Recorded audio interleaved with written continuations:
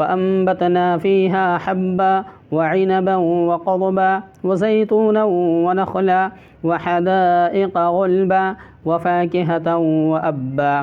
پھر ہم نے اس میں غلہ، انگور، ترکاری، زیتون، کھجور اور گنجان باغ اور میوے اور چارہ پیدا کیا۔ متاعا لکم ولانعامکم، تمہارے اور تمہارے چوپایوں کے فائدے کے لیے۔